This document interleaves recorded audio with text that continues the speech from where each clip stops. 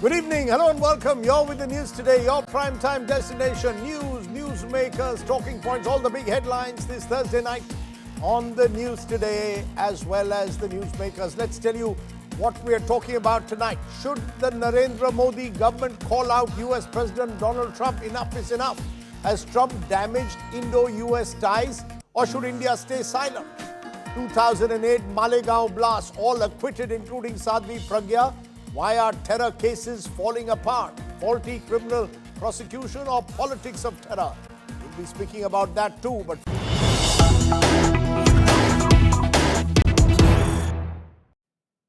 to the story that we are breaking this evening on the news today, government sources now telling India Today that the government is not too worried about the US tariff situation a day after Donald Trump said he was imposing from the 1st of August 25% tariffs and penalties for engaging in oil trade with Russia. India is not going to retaliate to Donald Trump. Silence is the answer. Whatever we do, we will do on the negotiating table, is what top government sources have told India Today. When we did nuclear testing, so many sanctions were put on us. That time we were a small economy. Today we are a self-sufficient economic power. Why should we worry now, is what government sources are claiming. Karishma Asudani from Business Today joins us. Karishma, the government seems to suggest don't worry, all under control. Are they actually under control, or are they worried what Donald Trump will do come tomorrow morning? Rajdeep, actually looks like they're pretty much in control. They were anticipating this to come. They were strategizing, in fact, for a week on how they're going to take this forward. And strategically, they've taken a wait and watch mode. They're taking a silence mode. We do not know what is happening behind the power corridors, but clearly India is not going to keep quiet on this, especially if the United States of America is sending across messages beyond tariffs, which is targeting its relationship with Russia, targeting its relationship with Iran, and the candid and unrequired flirtation that Donald Trump did, mentioning the fact that we'll have to borrow oil from Pakistan, may not be taken very well on a diplomatic note when it comes to such comments. So while the Indian government is re-strategizing their move, trying to focus on the negotiation table for the BTA, I'm sure it does not stop here. There is going to be something beyond this. But at the same time, Karishma, one notices a conspicuous silence beyond, of course, Piyush Goyal's statement in Parliament. But the government seems to have also decided that we will stay silent, that we do not want to respond, no tit for tat. Am I correct? Definitely, Indian government is not looking at putting any kind of reciprocal tariffs, but I don't think we should undermine our silence as us not wanting to do anything, us not wanting to give an action. Sometimes silence is also a response, and it could be a calm before the storm, but in what way, we'll have to wait and watch out. I think we're also looking to see that besides the tariffs, especially on the non-tariffs part, when it comes to the penalties on our import from Russia, what is the quantum of penalty that we are going to receive? We are in a wait and watch situation because we want to take things in a calibrated and in a peaceful manner. So we want all the cards to be out before we roll out our cards. Okay, Karishma Asudani, explaining what India's strategy is based on her conversation with government sources. Thanks very much for joining us. Now, the fact is, like it or not, US President Donald Trump is on a day-to-day basis now lashing out at India. First, he imposed 25% tariffs, which will kick in, he says, from 1st August, including penalties for India dealing in oil with the Russians. Now, as he's clubbed India and Russia together today, calling them both dead economies, and he doesn't care what happens to the two economies. The Modi government has reacted, saying it will protect the interests of farmers and small enterprises. Rahul Gandhi has also stepped in, saying Donald Trump is right. India is a dead economy. That's angered the BJP, who says Rahul Gandhi's remarks are a sign of anti-national action. Take a look at the politics and the economics of how Donald Trump is weighing on India.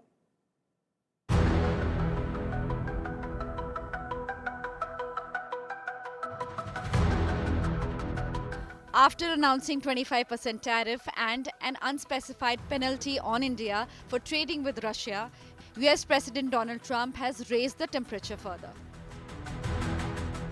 In a post on Truth Social, Trump said, and I quote, "I don't care what India does with Russia. They can take their dead economies down together for all I care. We have done very little business with India. The tariffs are too high, among the highest in the world. Likewise, Russia and the US do almost no business together. Let's keep it that way." And I unquote. However, his response to journalists on trade talks with India was more measured. Prime Minister Modi is a friend of mine, but they don't do very much business in terms of business with us. They sell a lot to us, but we don't buy from them. You know why? Because the tariff is so high. They have one of the highest tariffs in the world. In another social media post, Trump announced a deal with Pakistan, claiming the two countries will work together on developing massive oil reserves in that country. He added, and I quote, "Who knows, maybe they'll be selling oil to India someday," and I unquote. Trump's reference, experts say, is to Balochistan, where China already has investments. The Narendra Modi government responded to Trump's remarks, with Commerce Minister Piyush Goyal making a statement in Parliament. सरकार हालिया घटनाक्रम से होने वाले प्रभावों का परीक्षण कर रही है। वाणिज्य एवं उद्योग मंत्रालय निर्यातकों और उद्योग सहित सभी हितधारकों से संवाद कर इस विषय पर उनके आकलन की जानकारी ले रहा है। Leader of opposition Rahul Gandhi hit out, claiming the government is set to give in to Trump's demands. Everybody knows that the Indian economy is a dead economy. I'm glad that President Trump has stated a fact. The government has destroyed our economic policy, has destroyed our defense policy, has destroyed our foreign policy. Okay? They are running this country into the ground. ये deal होगी, Trump define करेगा ये deal कैसे होगी, और मोदी वही करेगा जो ट्रंप कहेगा. Congress MP Shashi Tharoor suggested the government should explore all its options. We are not a totally export-dependent economy like, say, China is. We have a good, strong domestic market also. I would like to say that we must give strong support to our negotiators to find the best deal possible. If a good deal is not possible, we may have to walk away. We'll have to see. Sources tell India Today the government will do the talking on the negotiation table and won't react to Trump's comments. An American delegation is expected in India for trade talks in August. Trump's hostile remarks, however, have plunged Indo-US ties into a new zone of uncertainty. Bureau Report, India Today. Okay, let's raise the big questions as always at the top of the news today. Should the Narendra Modi government be calling out Donald Trump? Has Donald Trump damaged Indo-US ties with his remarks? Is Donald Trump simply trying to bully India into a favorable deal for the United States? What are India's realistic options? Joining me now, Meera Shankar, former Indian ambassador to the United States. Shankar Iyer, political economy analyst, joins us. Edward Luce is US national editor and columnist at the Financial Times. He joins us from Washington. I want to come to you, Ed, first there in Washington. How you've tracked India closely. You've written on India. You were a correspondent here as well. What makes Donald Trump makes these remarks calling India and Russia a dead economy, saying he doesn't care what happens to India? Is this just a bully trying to put India in a difficult spot while these trade negotiations are on? Well, that's certainly been his tactic, not just as president, but in negotiations as a businessman for many decades. He stiffs contractors and he stiffs business associates. I mean, that's just his modus operandi. I think if you look at sort of the various bilateral trade deals, if we use the word deal, it's a big word for what are essentially truth social postings. Without any details to them. But whether you're looking at Japan, whether you're looking at Vietnam, whether you're looking at Indonesia, or countries that haven't done them, then the countries that haven't done them, like Mexico and Brazil, are the ones that are hanging tough. And Trump tends, and China, of course, and Trump tends to respect people who hang tough. And I think sort of perhaps uncharacteristically, the Modi government has not been that tough. It's been more in the sort of submission pose that we've seen recently from the UK and from the European Union and to some degree from Japan. And that doesn't necessarily buy you much with Trump, that he doesn't have deep, he calls Modi a friend. I don't think he has deep sort of personal loyalties to anybody. No, but what do you mean, Ed, when you say India must hang tough? We are seeing the Chinese look Trump in the eye, the Brazilians did, and there was a phrase I think that your newspaper used saying, taco, Trump always chickens out. What do you mean when you say India must hang in tough? What does toughness mean? Just simply look him in the eye and say, and respond to him, or stay silent? That's a good question, and there isn't a sort of ready answer because Trump is so capricious and unpredictable. And clearly India doesn't have the kind of leverage that China has with its stranglehold on critical minerals and rare earths, etc. But I don't think a 25% tariff, if it doesn't apply to iPhones, and right now iPhones are excluded, Apple's products are excluded from Trump's tariffs. But if that 25% tariff on India excluded iPhones, India can weather this storm. It's chiefly, much more than China, a domestic demand-driven economy. So it can weather this storm. 100% secondary tariffs on Indian oil imports from Russia, then you're starting to get more serious. And that becomes more geopolitical. But I'm sure you'll get into that another time. But Trump's been making geopolitical comments about India, which are very, very unexpected and quite surprising. Let me just take that to Meera Shankar. Meera Shankar, it's not just about tariffs anymore. It's about the manner in which Trump is now trying to almost link or fuse India and Russia and objecting to India trading in oil with Russians, buying Russian oil at a time of the war in Ukraine. So as Ed Luce said, it's no longer just about tariffs. He's also entering the realm of geopolitics, almost trying to sort of erode India's strategic autonomy. Surely on that, we should tell Trump where to draw a line, or is it best to stay silent when you're dealing with someone like Donald Trump and do what you have to behind closed doors? I think it's best not to be very emotional in our response. I think you have to be hard-headed. There are situations where there are no good options. Then you have to pick the least worst option as far as your economic growth is concerned, as far as your place in the global economy is concerned, and global geopolitics is concerned. Now, with Trump, you're seeing that it is his position on Ukraine which has shifted, on Russia which has shifted. He initially said he will have a peace deal or a ceasefire in 24 hours. Didn't happen. He's finding President Putin a harder nut to crack than he thought. And then that frustration at that is now finding its way to, Russia's partners in terms of energy. Now, China is the biggest partner, though Trump calls India the biggest buyer. There are oil pipelines, gas pipelines going from Russia to China, which actually came into place after the US started squeezing Russia on sanctions. Till then, China and Russia were never able to agree on the price of gas and so on. Now, at that time, they agreed very quickly. And so now China has replaced Europe as Russia's biggest energy partner. The same with regard to Iran. But what do we see? Trump has been unable to take on China in the way that he expected because China has leverage vis-a-vis the US and has called it into play by putting restrictions on rare earths. So the fact is, though, are you saying that China has leverage where we don't? Is that an admission in a way that China has the kind of leverage with America that we don't? Yes, I would say that.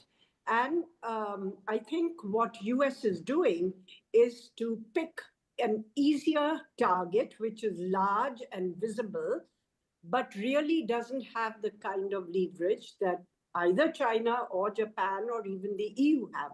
For instance, Japan is the largest holder of US treasuries, over $1 trillion.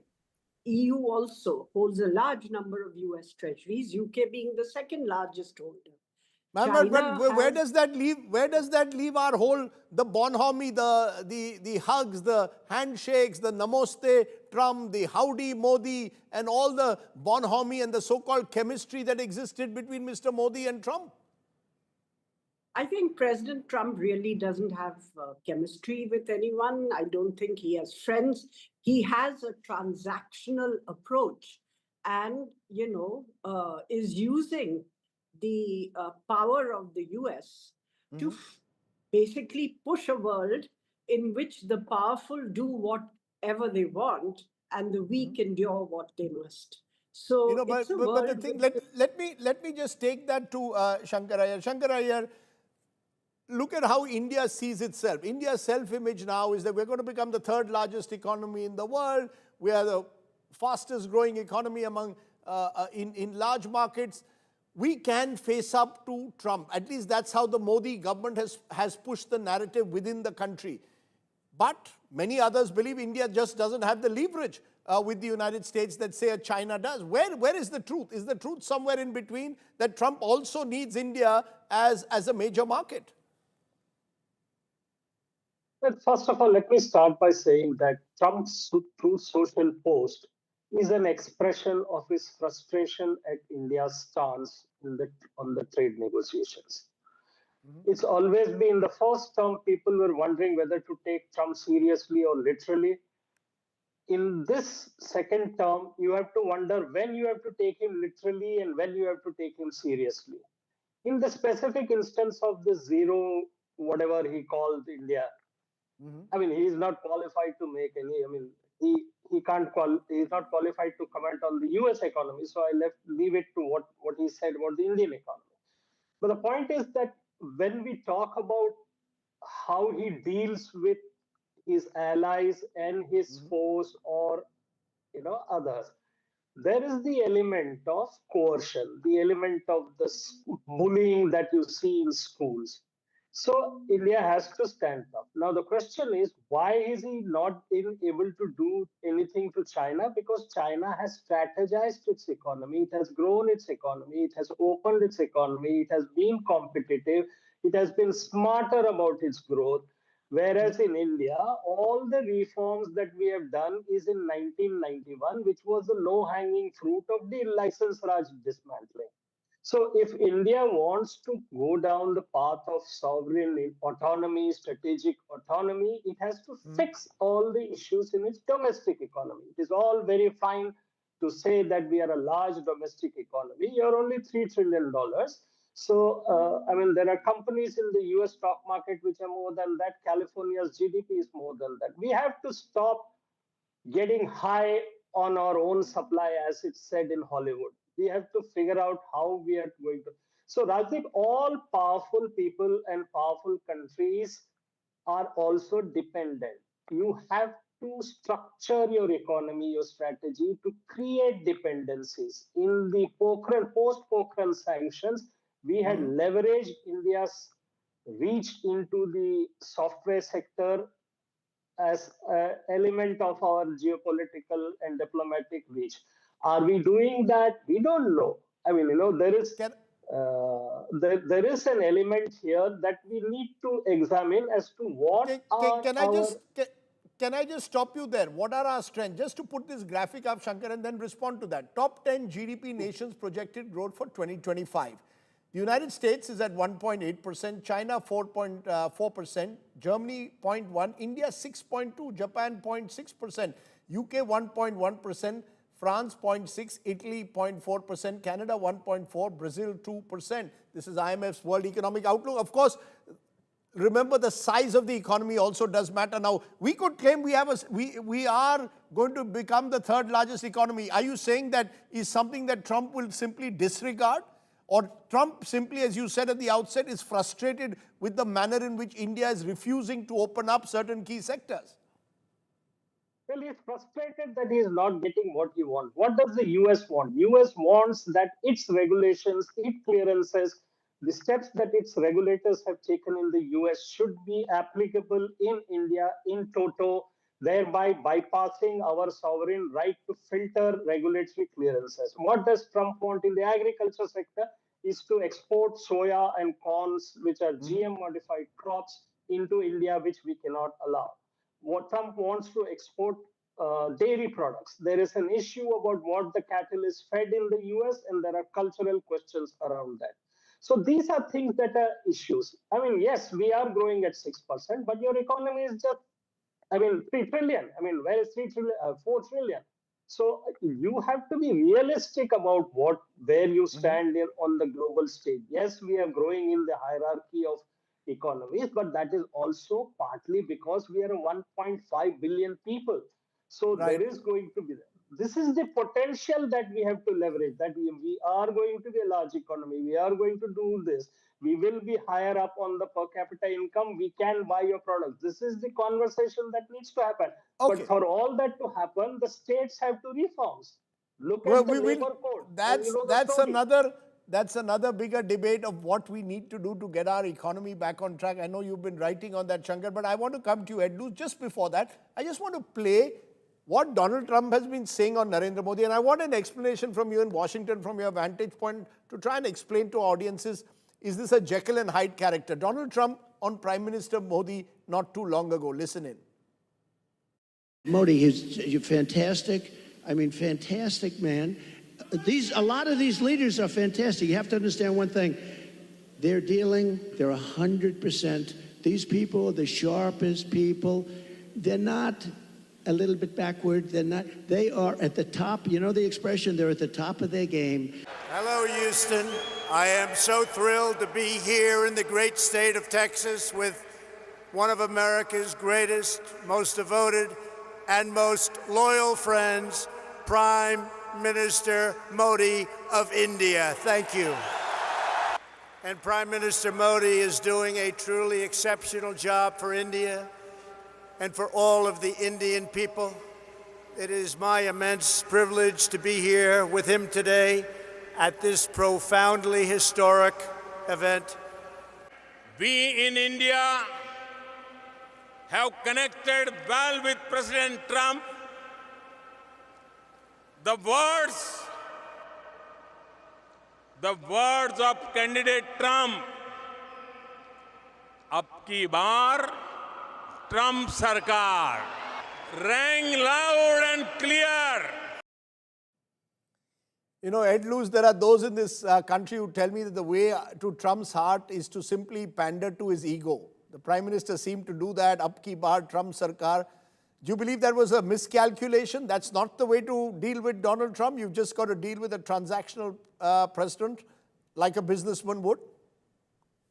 Yes, the latter. I don't think we've got any sort of equivalent footage of Xi Jinping and Trump saying those things about each other, although Trump does admire and has openly expressed envy for Xi Jinping's president for life designation.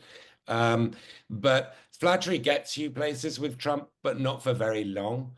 So, to put it slightly pompously, it's a sort of necessary but not sufficient condition to buy his longer-term loyalty. And I think he sees India and sees Modi's government as not giving him very much, and that there is this potential huge market there to which, to be fair, there is quite restricted access relative to most other large economies in the world. India is relatively protectionist.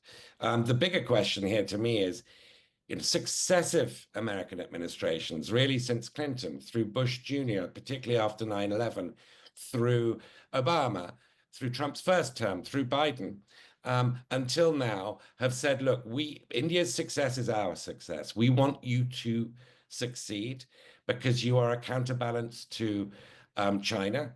And democratic administrations will then go further and say, because you share our values, etc., about democracy. But essentially, this has been a geopolitical stance of successive American administrations to show forbearance towards India's relatively protectionist economy. That's over. There's no more geopolitics here. There is no more sort of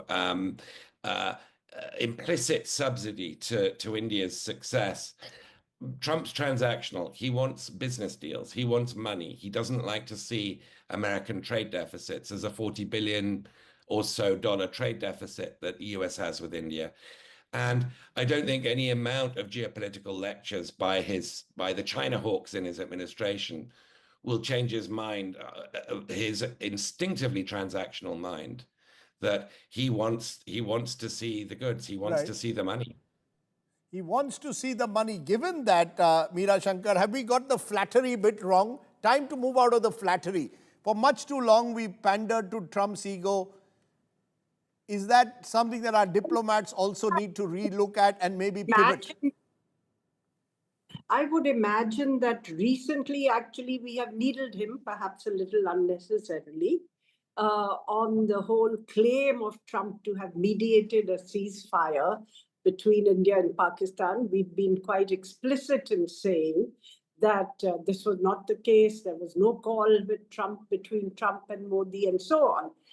It's really an irritant. It's not something very material. And we could have handled it by saying, yeah, they played a helpful role in persuading Pakistan to see reason. You know, it's an easy way to handle it without needling. But overall, I would say that in dealing with the US, just as in dealing with any other country, you have to be respectful of your own concerns, also sensitive to their concerns, but deal with them as equals to the extent you can. Deal with them as equals to the extent that we can. So let's circle back to you, Shankar, as we end this segment by just understanding. If you were in the shoes of a Piyush Goyal, for example, what would you do today? At the moment he says to Parliament, look, we are going to protect India's interests. That's the obvious statement to make. What more can Piyush Goyal do or his team of negotiators do now, given the fact that they are also working, it seems, to some kind of a deadline? Well, I think there is another round of conversation that's happening between the US and India, and I'm sure that this conversation was sort of expected. They probably expected some sort of dividend from the personality chemistry that was there. But Trump is not wedded to any particular ideology. He is friends with only one person, and that is Donald J. Trump. So, I mean, the question of those personality issues doesn't arise here. I think they have some options on the table, and depends on how, opening up the ag market or the dairy market. These are issues that have deep significance in how we manage our economy. So we'll have to probably take it on the chin and walk along and try to get to the point. Our best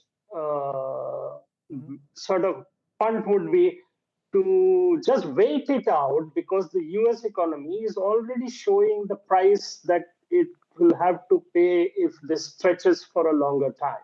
So if our negotiations sort of stretch into September, we might have a deal at the end of it. The bilateral trade deal would be. At the same time, India should sort of, again, I repeat this, stop getting high on its own supply. You're not as good as you think you are. You have to do much more to be an open economy, to be respected by the world. Okay. Point taken. Point taken from all three of you.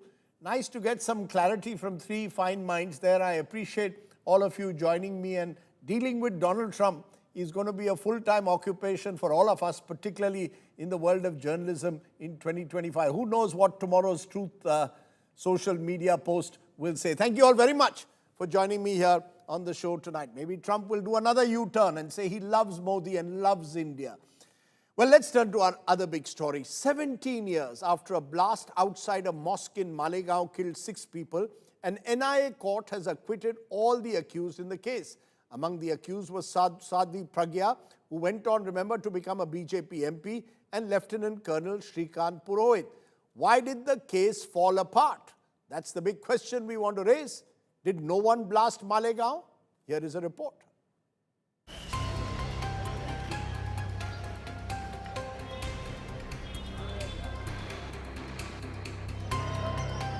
A blast that ripped through Malegaon town in Nashik in 2008. The blast spot was not very far from a local mosque. 6 lives were snuffed out and hundreds were injured.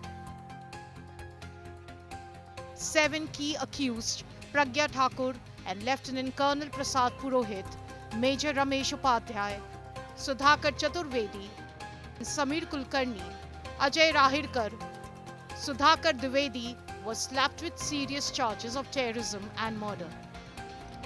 The case was portrayed as an example of saffron terror under the then Congress-led UPA government. Now, after 17 years of legal twists and turns, an NIA court has acquitted all the 7 accused. The court pointed to failure of probe agencies in proving that Colonel Purohit brought the RDX used in the attack or assembled the bomb. Court also noted that there was no concrete evidence that the vehicle used for the blast belonged to Pragya Singh Thakur. The court said that terror has no religion and strong narratives were never backed by proof. All the acquitted accused hailed the verdict. Sadhvi Pragya Singh Thakur, a former BJP MP, broke down in court, citing plot to malign Hinduism. Purohit called himself a brave soldier and a true patriot who was wronged by the powerful political class. I am extremely grateful to the country and all those who stood by me and by us. I am grateful to the judiciary, all my friends, my colleagues, especially the armed forces, my army, the way they stood by me. I have no words to express my gratitude towards all of them. Malais are over, should not be there. Let's be forward looking. ये फैसला है, न्याय नहीं है। ये न्याय नहीं है जब तक जो दोषी है इसके, जो इन्होंने केस को फ्रेम किया है, जब तक वो कन्फर्म नहीं आएंगे, तब तक न्याय नहीं माना जाएगा। ये भगवा को आतंकवाद करने की साजिश थी।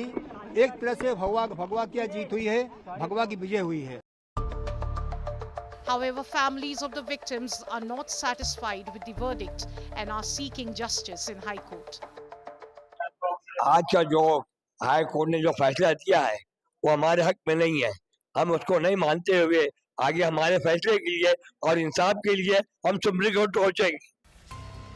The 2 prime accused in the case were Sandeep Dange and Ram Kalsangra, who allegedly planted the bombs. But Dange and Kalsangra are still absconding. If they are ever arrested, they will still have to face trial. With Mustafa Sheikh, Devyesh Singh and Vidya, Bureau Report, India Today. Okay, let's then raise once again the big questions. All acquitted in the Malegaon blast. Did no one blast Malegaon? 6 dead, 100 injured, no one guilty. Last week it was the 7/11 Mumbai train blast. Now Malegaon. Why are terror cases falling apart? That's the real question to ask. Yashovardhan Azad, former IPS officer, joins me. Sanjay Hegde, senior advocate at the Supreme Court, joins me. And Ranjit Sangre, accused Sudhakar Dwivedi's lawyer, joins me. Viral Babbar, an accused for Colonel Purohit's lawyer, is someone I spoke to earlier. And I just want to play the one question I asked Viral Babbar, because he was appearing for Colonel Purohit, one of the lawyers for Colonel Purohit. Viral, the court today said that mere suspicion is not enough to convict anyone. You need in a criminal case to prove beyond reasonable doubt that they were involved in the crime. How do you see the court judgment? Is it a complete exoneration really? Or was it that there was simply not enough evidence in the end and that's why your client was let off?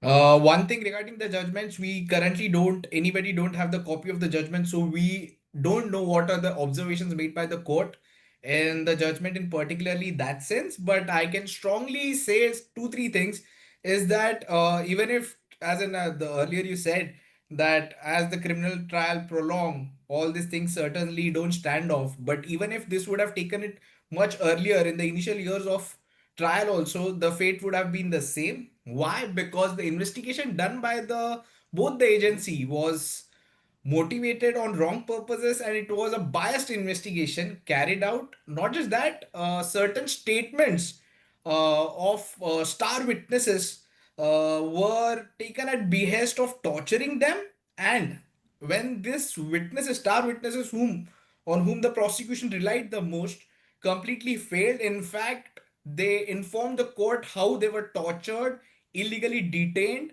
And that is how statements were recorded from them. Okay, let's widen this then to the role of the prosecution in these cases. Police in particular, I want to first focus on. And Yashovardhan Azad, why don't you dive into that? Because the fact is, whether it was Mumbai last week where the police role was seen to be incompetent in the manner in which they handled procedures, to today, where suddenly there are serious questions that many are asking also about the way the NIA handled the case, especially post 2015, once there was a new government in power.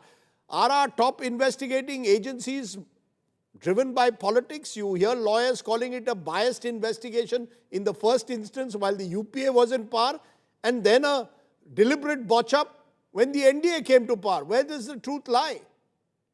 The truth lies in the fact that if you put the investigative agencies away from the clutches of the politicians, you will never have any problem and you will never doubt their credibility, especially in cases like terror, especially in cases which relate to any kind of a politician or any political activity. I am absolutely horrified by both these judgments for the simple reason, in this particular case, there were so many twists and turns that I can imagine why NIA or any agencies in the world cannot give you any kind of a result. It is quite obvious that in 2016 itself, the whole investigation had turned on its head. But it turned when the government turned, Mr. Azad. So are you telling me that the police will tailor an investigation depending on who is in power? That when the UPA was in power, they went in a particular direction. NDA comes to power, they go in a completely different direction. That's exactly the whole problem, Rajdeep, and that's exactly what I was trying to convince you and convince your viewers, that today the NIA, it went one way during a particular year because the ATS which was investigating went in a different direction from the earlier, which was Hemant Karkare.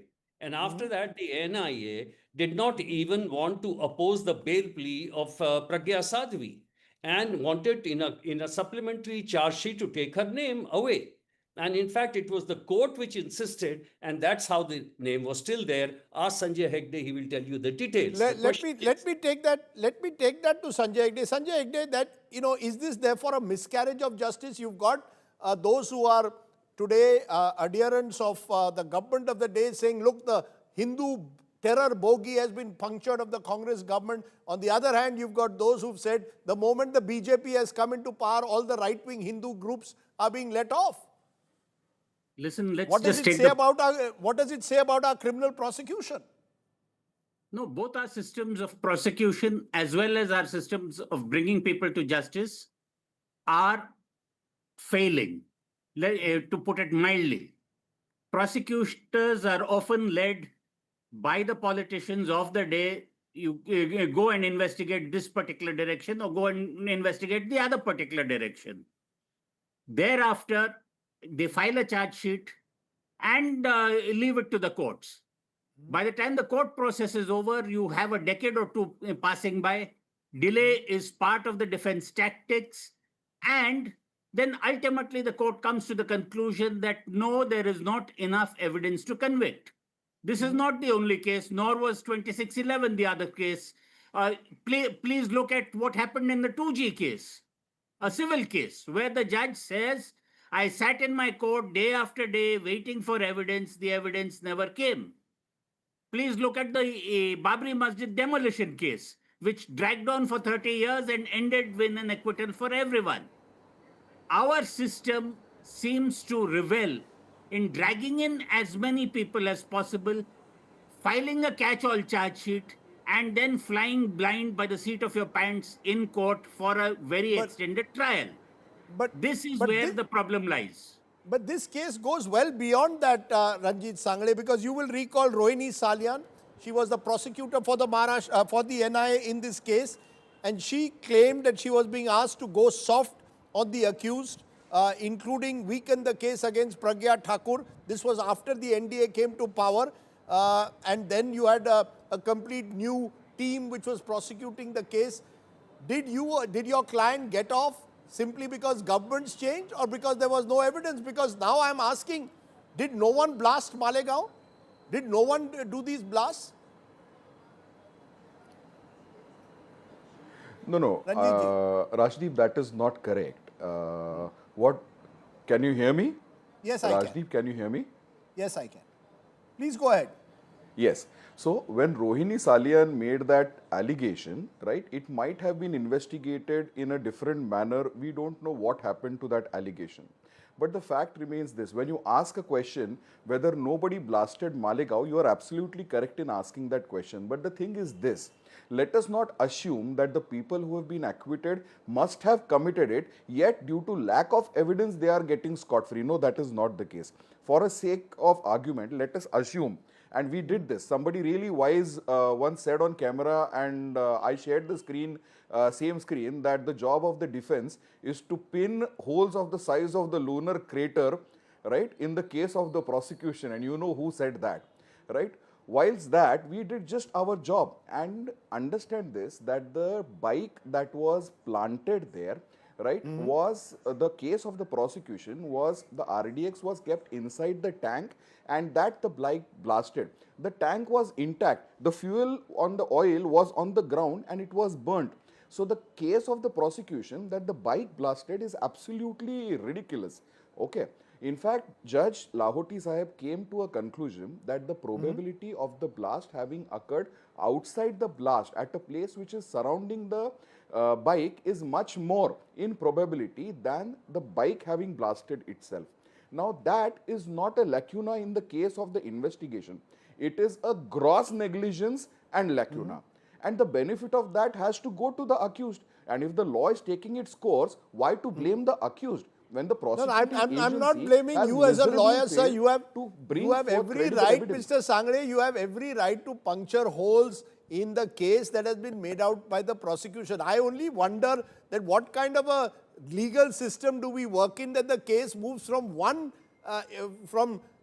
putting the accused in jail under UAPA to now today saying even UAPA charges are not made out, and suddenly every proof, whether who planted the bike bomb, who brought in the RDX, all of that is now being discounted completely, and then a complete. So, as I said, no one blasted Malegaon, but I will give you one more example. Okay. Go ahead, Mr. Sangre. Okay, if you know, the MCOCA invocation in this matter was done after registration of the case of the Malegaon bomb blast.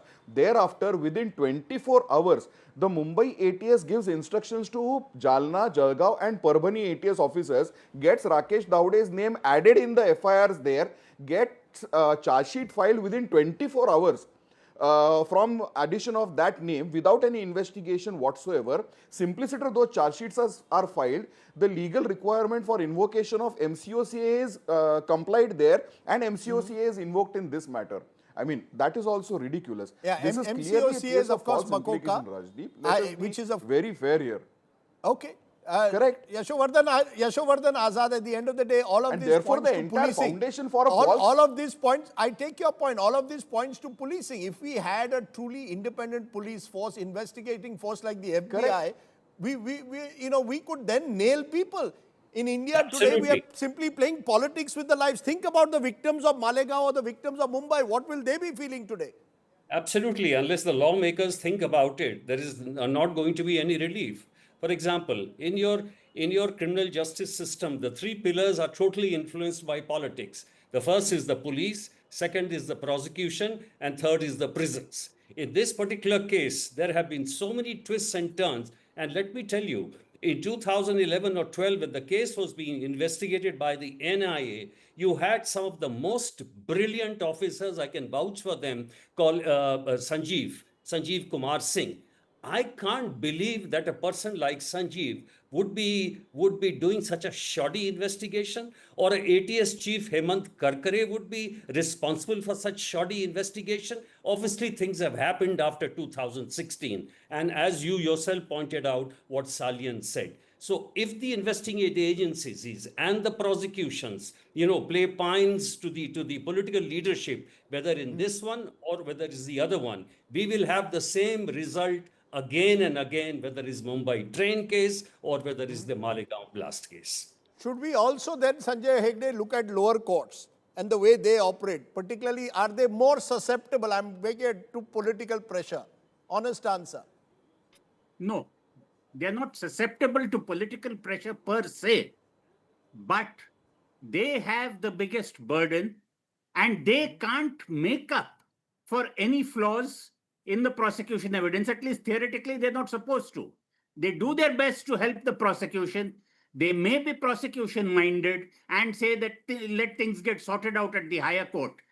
But I don't think that a trial court judge is any more susceptible to politics than any other judge in this country. However, this case reminds me, just 1 minute. Yes, This case reminds me of that famous aphorism: much suspected of me, nothing proven can be. That was Elizabeth the Great who said it in the 1600s. Say it again. Much suspected of me, nothing proven of me. Can be. Okay, let's leave it at that. I think what this case shows is the deep flaws that exist in our criminal prosecution system and the politics that has unfortunately now polluted the way high-profile cases take place. How long are we going to carry on in this manner where even major high-profile blast cases end up saying no one is guilty? It's one thing to say, tragically, no one killed Jessica. Now we are saying no one committed bomb blast. Thank you very much to all my guests for joining me on the show today. As you can see, we've stayed away from the politicians on the show because the politicians are part of the problem, not the solution. To another of our top stories in news just coming in, the government of India has reportedly assured a delegation of left party MPs that they will not oppose the bail of 2 Kerala nuns who were arrested in Chhattisgarh. It's an incident that has triggered a major political storm. Protests are raging in Kerala in particular, and a tribal girl at the center of the case has now made explosive allegations against the Bajrang Dal workers. Sumi Patel gets you the full story from Chhattisgarh. The arrest of 2 nuns in Chhattisgarh has snowballed into a political firestorm that has shaken up Kerala politics and left the BJP sharply divided. The nuns, Preeti Mary and Vandana Francis, arrested on July 25th, remain in jail after 2 lower courts refused to hear the bail pleas, citing the charges of human trafficking, asking them to move in NIA court. While the Chhattisgarh government, headed by the BJP, had opposed bail to the nuns, the Kerala unit of the BJP is backing the case. The Kerala BJP unit has taken more nuanced stance amid growing pressure from the Christian community and the civil society there. Raji Chandrasekhar, who happens to be the Kerala BJP unit president, has made it clear that Congress and the left is trying to exploit the whole situation, trying to gain political points and calling it vulture politics. State BJP leader Sobha Surendran visited nun Preeti Mary's home on Wednesday to show solidarity. A delegation of Kerala leaders met Home Minister Amit Shah on Thursday, urging the centre to step in. We, the left delegation MPs, had met the Honourable Home Minister in the light of the arrest of new nuns who have been jailed there in Durg. And the Home Minister has promised that he will facilitate the release of the nuns. And we are expecting the release. They would be released on bail tomorrow. Protests are raging in Kerala. Church bodies held demonstrations in Thiruvananthapuram and Kottayam. In a twist in the case, one of the tribal girls allegedly targeted by the nuns has accused Bajrang Dal workers of assault. Kamleshwari Pradhan claims she willingly went with the nuns for employment. मैं आगरा जा रही थी अपनी माँ पापा की मर्जी से अपने नंद लोगों के साथ वहाँ काम के सिलसिले में जा रही थी और वहाँ हम लोग के साथ ज़बरदस्ती मतलब रेलवे स्टेशन में जोर ज़बरदस्ती हुआ हम लोग को मारे गए हम लोग को पीटा हम लोग को मतलब जोर ज़बरदस्ती किया गया कि आप लोग जो सच्चाई हम लोग बोल रहे हैं और आप नहीं बोलोगे तो आप लोगों को जेल होगा आपके भैया को मारेंगे पीटेंगे आपके नंद लोगों को जेल में डाल देंगे. Kerala will go to polls next year. The BJP has been wooing the Christian community in the state, but the arrest of the nuns in Chhattisgarh has put a spoke in their election plans. With Sumi Patel, Bureau Report, India Today. Let me leave you, though, or turn to our good news today story. A unique heritage transport museum in Gurugram. The exhibits include everything from bullock carts to vintage cars. Take a look And our good news today story.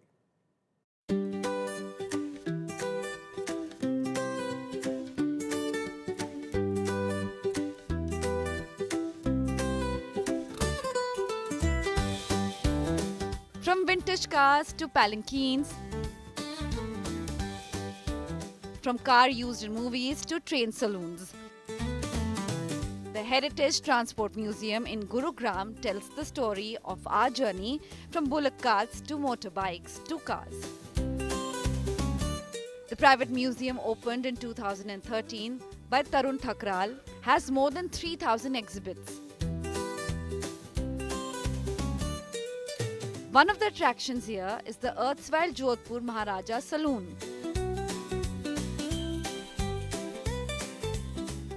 जब palace on wheels शुरू हुआ तो India में ये bogie को palace on wheels में as Jodhpur salon लगाई गई थी वहाँ पर, और बिकॉज ये मीटर गेज की है तो थोड़ी चौड़ाई में कम है, पर रेलवेज़ को रियलाइज़ हुआ कि ये चौड़ाई में कम है और इनकी speed limits 40 kilometres per hour से ज़्यादा नहीं होती थी उस समय, तो इन्होंने फिर इनको डिस्कार्ड कर दिया और ब्रॉड गेज में ले आए थे.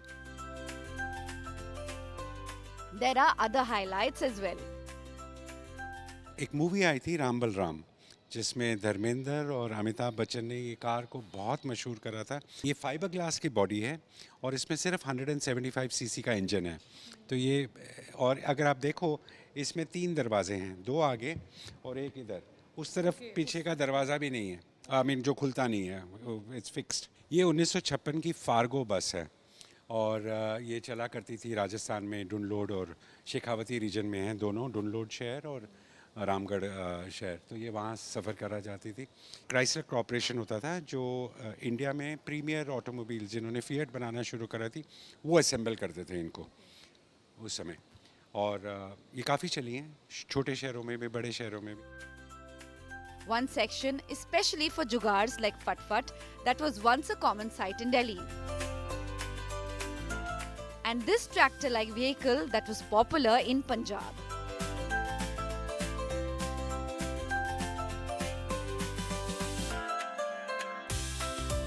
The museum is a unique mix of history and storytelling. With Manisha in Gurugram, Bureau Report, India Today.